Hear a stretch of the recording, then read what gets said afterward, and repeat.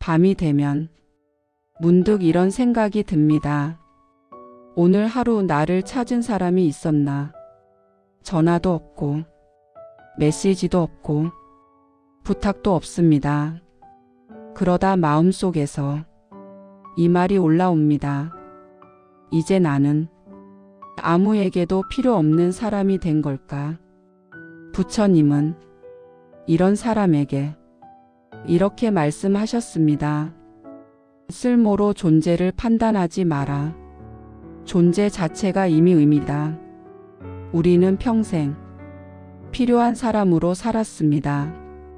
가족에게는 돈 벌어오는 사람으로, 자식에게는 책임지는 사람으로, 직장에서는 일하는 사람으로 항상 누군가에게 필요한 사람이었습니다. 그런데 어느 날 그 역할들이 끝납니다. 은퇴했습니다. 더 이상 직장에서 필요하지 않습니다. 자식이 독립했습니다. 더 이상 부모 역할이 필요하지 않습니다. 관계가 줄어들었습니다. 더 이상 찾는 사람이 없습니다. 부처님의 제자 중 한 명이 이렇게 고백했습니다. 부처님, 평생 저를 찾는 사람이 많았습니다. 일할 때는 직원들이 저를 찾았고, 자식 키울 때는 아이들이 저를 찾았습니다. 그런데 이제 아무도 저를 찾지 않습니다. 저는 필요 없는 사람이 된 걸까요? 부처님은 물으셨습니다. 내가 필요 없어진 것이냐? 아니면 역할이 끝난 것이냐? 역할이 끝난 것 같습니다. 부처님은 말씀하셨습니다. 사람은 역할이 끝날 때 존재까지 끝난 줄 착각한다. 우리는 필요 없어진 게 아닙니다. 역할이 끝났을 뿐입니다. 하지만 우리는 역할과 존재를 구분하지 못합니다. 부처님은 이렇게 비유하셨습니다. 배우가 연극을 마치면 무대에서 내려온다. 하지만 무대에서 내려왔다고 배우가 사라진 것은 아니다. 부모라는 역할이 끝났어도 나는 사라지지 않았습니다. 가장이라는 역할이 끝났어도 나는 여전히 존재합니다. 직장인이라는 역할이 끝났어도 나는 여기 있습니다. 부처님의 제자가 물었습니다. 부처님, 하지만 역할이 없으면 저는 누구입니까? 부처님은 답하셨습니다. 역할 없이도 너는 여전히 너다. 부모이기 이전에, 가장이기 이전에, 직장인이기 이전에 너는 그냥 너였다. 우리는 평생 역할로만 살았습니다. 그래서 역할이 끝나니 존재까지 사라진 것처럼 느낍니다. 부처님은 말씀하셨습니다. 필요 없어진 게 아니라 역할이 끝났을 뿐인데 존재까지 사라진 것처럼 느끼는 것이다. 전화가 오지 않습니다. 메시지도 없습니다. 부탁하는 사람도 없습니다. 전에는 전화가 많이 왔습니다. 해결해 달라는 부탁이 많았습니다. 그런데 이제 아무도 찾지 않습니다.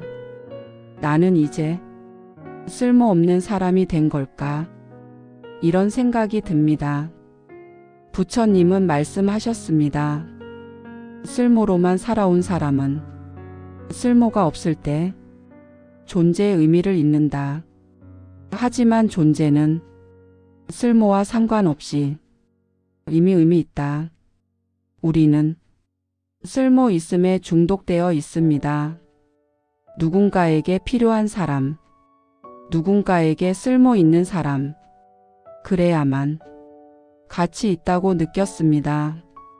부처님의 제자 중 한 명이 평생 그렇게 살았습니다. 부처님, 아무도 저를 찾지 않으니 제가 쓸모없는 사람처럼 느껴집니다. 부처님은 물으셨습니다. 하늘은 누가 필요해서 떠 있느냐? 제자는 잠시 생각하다가 대답하지 못했습니다. 부처님은 말씀하셨습니다. 하늘은 누가 필요로 하든 말든 그냥 떠 있다. 산도 바다도 나무도 누가 필요로 해서 존재하는 게 아니다. 그냥 존재한다. 쓸모는 관계가 정하는 것입니다. 누군가 나를 필요로 하면 나는 쓸모 있고, 누군가 나를 필요로 하지 않으면 나는 쓸모 없습니다. 하지만 존재는 관계가 정하지 않습니다. 부처님은 말씀하셨습니다. 쓸모는 관계가 정하는 것이고, 존재는 스스로 성립한다. 나를 찾는 사람이 없다고 내 가치가 사라진 건 아닙니다. 다만 쓸모로만 살아온 마음이 갈 곳을 잃은 것 뿐입니다. 부처님의 제자가 물었습니다. 부처님, 그럼 쓸모 있게 사는 게 잘못입니까? 부처님은 답하셨습니다. 잘못이 아니다. 다만 쓸모만으로 살면 쓸모가 사라질 때 존재도 사라진 것처럼 느낀다. 우리는 평생 쓸모로 살았습니다. 가족에게 쓸모 있는 사람, 직장에게 쓸모 있는 사람, 사회에 쓸모 있는 사람.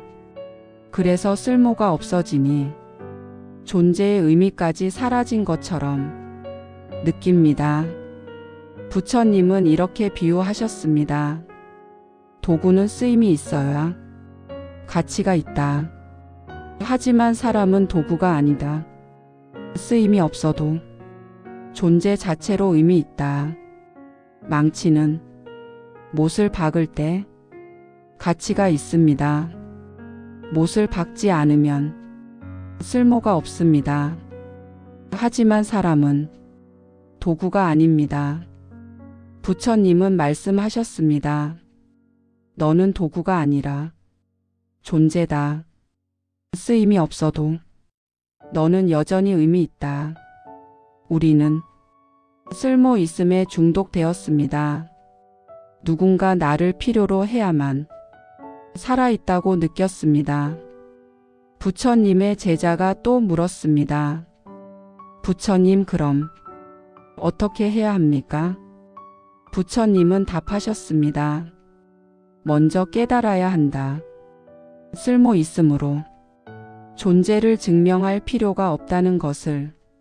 아무도 나를 필요로 하지 않아도 나는 여전히 존재합니다.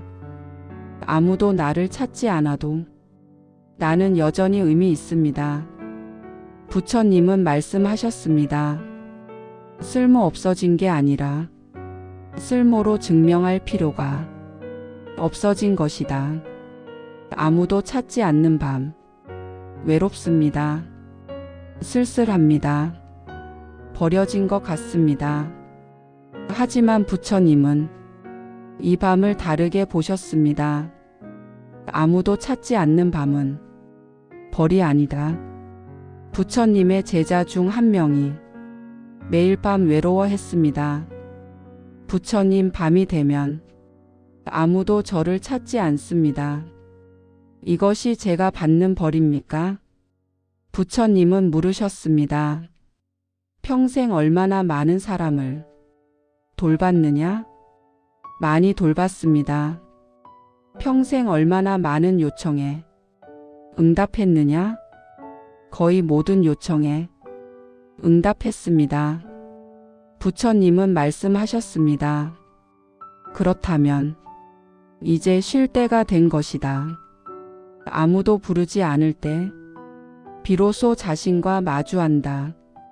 평생 남의 필요에 응답하느라 내 목소리는 한 번도 들어보지 못했습니다. 나는 뭘 원하지? 나는 뭐가 좋지?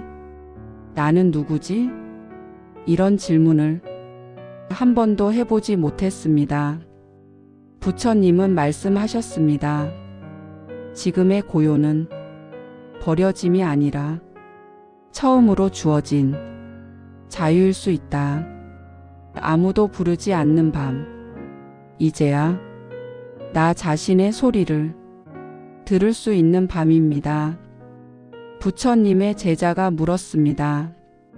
부처님, 하지만 혼자 있으니 외롭습니다.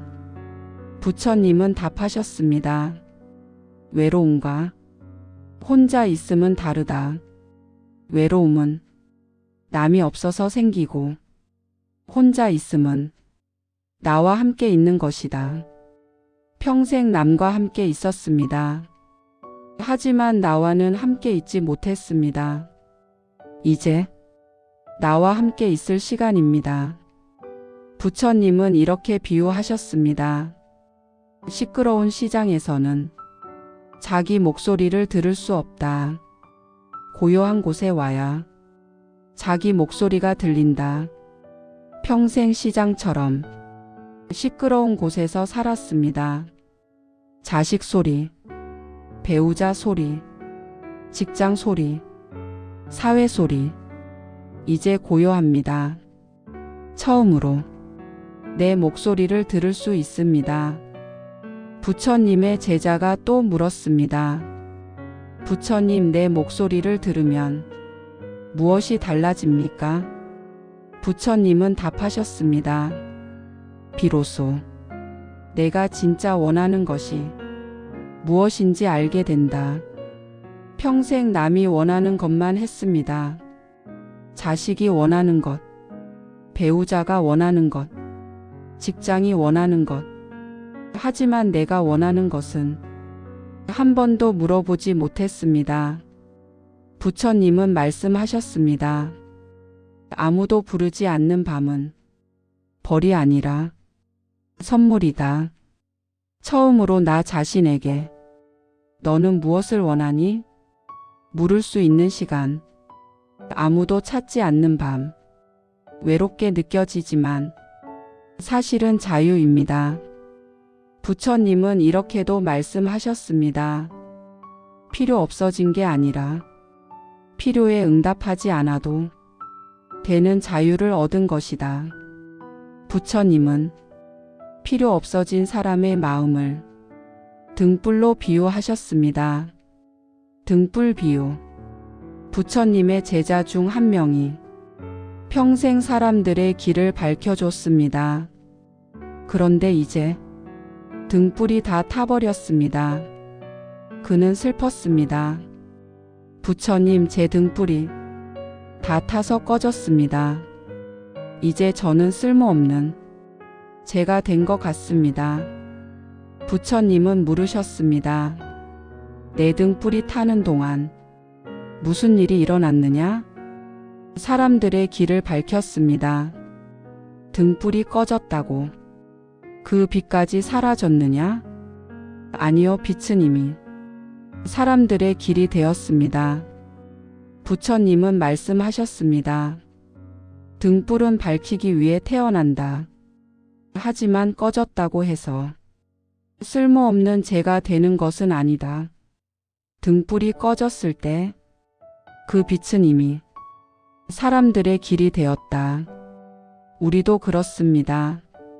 평생 우리는 누군가의 길을 밝혔습니다.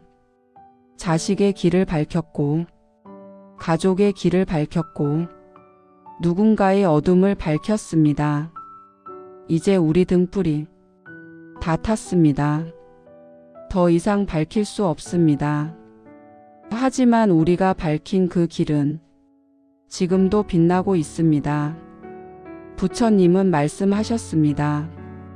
내가 불리지 않는 건 내가 쓸모없어서가 아니라 이미 충분히 태웠기 때문이다. 충분히 밝혔습니다. 충분히 태웠습니다. 충분히 주었습니다. 이제 쉬어도 됩니다. 부처님의 제자가 물었습니다. 부처님, 하지만 꺼진 등불은 정말 쓸모가 없지 않습니까? 부처님은 답하셨습니다. 쓸모가 존재의 전부가 아니다. 등불은 꺼져도 여전히 등불이다. 등불이 켜져 있을 때만 등불인 게 아닙니다. 꺼져 있어도 등불은 등불입니다. 우리도 그렇습니다. 필요한 사람일 때만 같이 있는 게 아닙니다. 필요 없어도 우리는 여전히 같이 있습니다. 부처님은 이렇게도 비유하셨습니다. 나무 비유. 열매 맺는 나무만 같이 있는 게 아니다.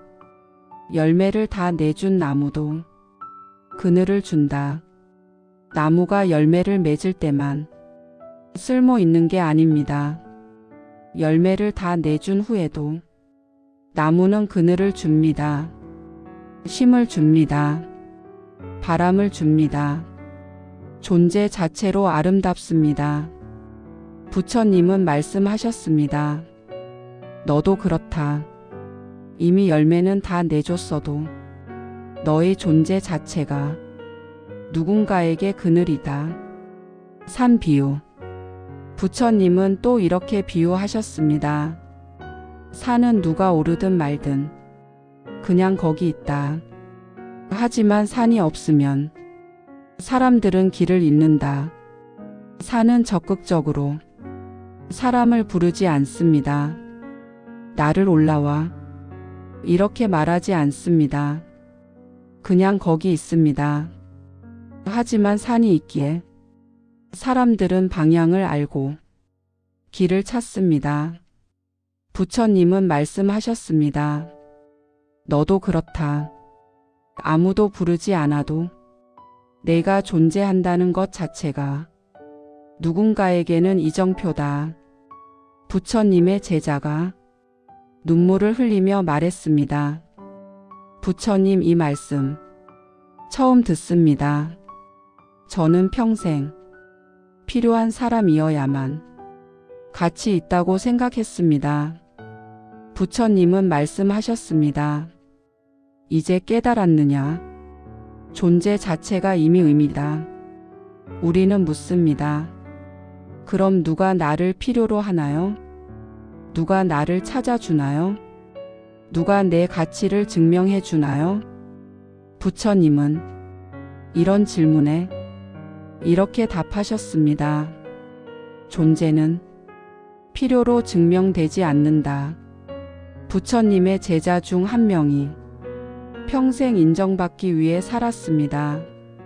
부처님, 저는 평생 인정받기 위해 살았습니다. 하지만 이제 아무도 저를 인정하지 않습니다. 저는 가치 없는 사람입니까? 부처님은 물으셨습니다. 산은 누가 인정해서 산이 되었느냐? 아닙니다. 바다는 누가 인정해서 바다가 되었느냐? 아닙니다. 부처님은 말씀하셨습니다.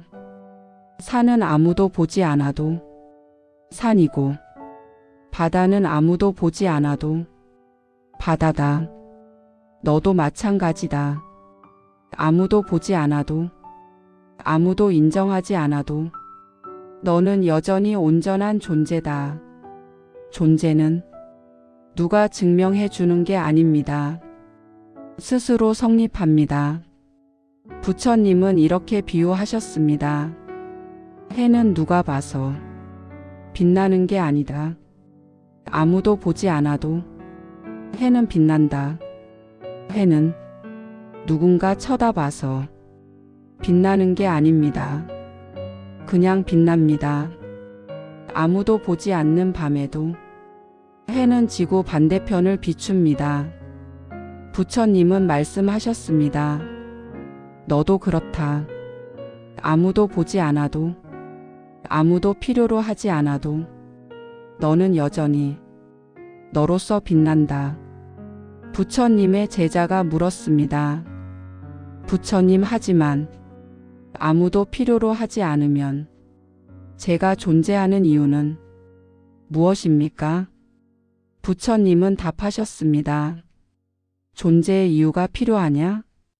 꽃은 왜 피는지 이유를 물으면 그냥 핀다고 답한다.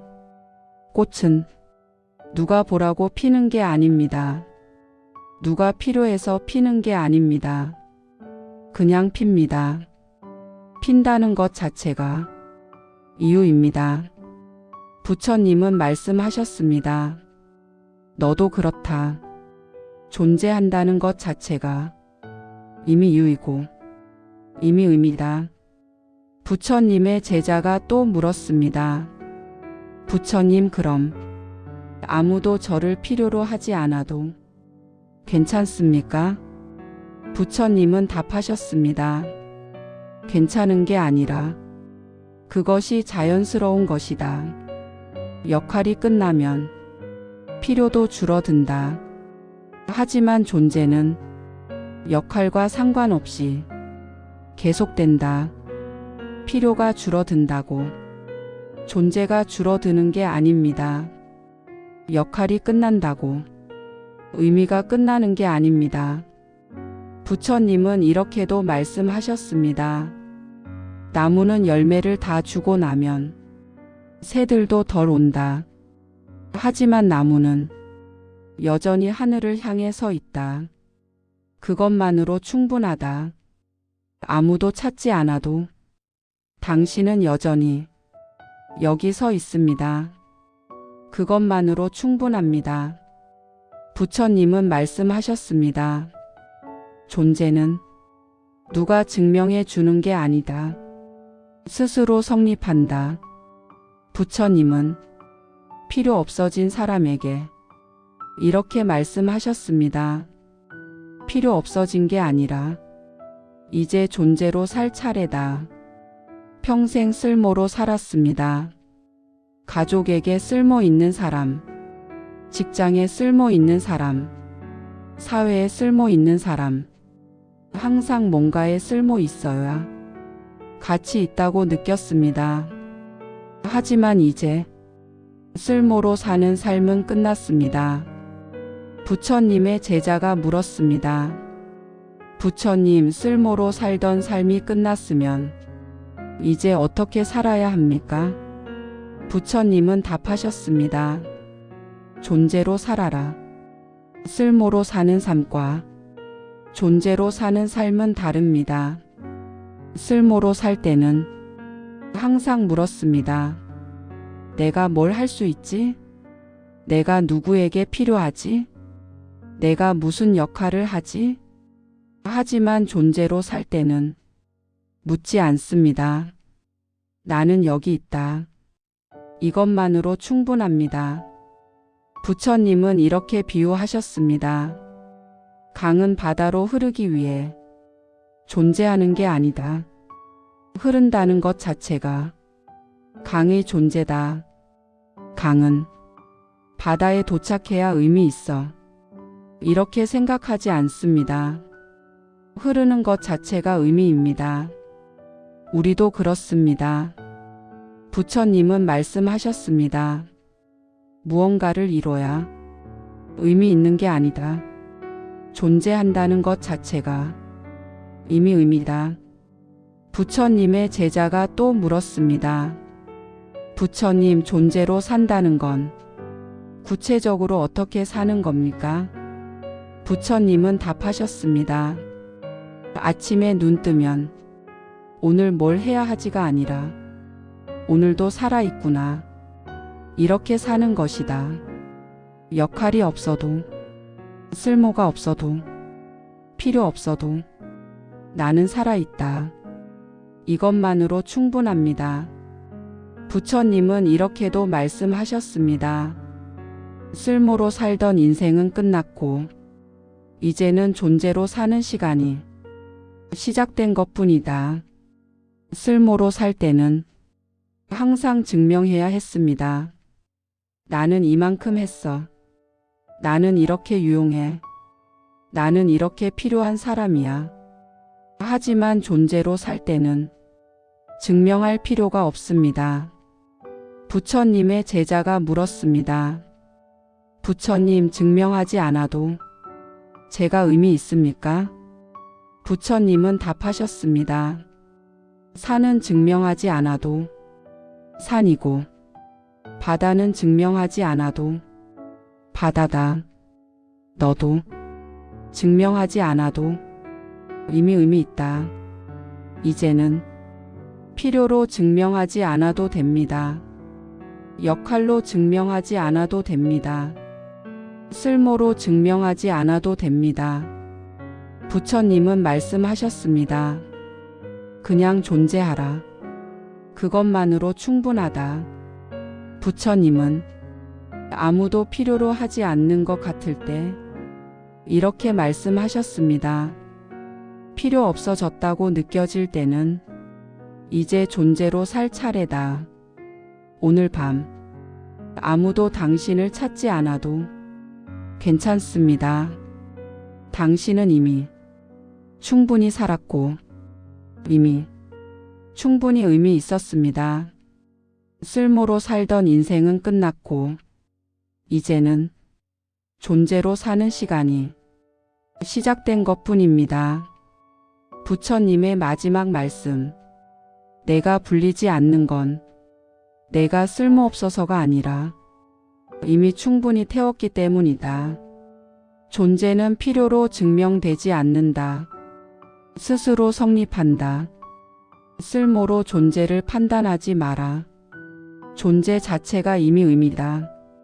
당신은 누가 부르든 말든 누가 필요로 하든 말든 여전히 의미 있는 존재입니다. 아무도 찾지 않는 밤. 그 밤은 버려짐이 아니라 처음으로 주어진 자유입니다. 이제는 쓸모가 아닌 존재로 사는 시간입니다.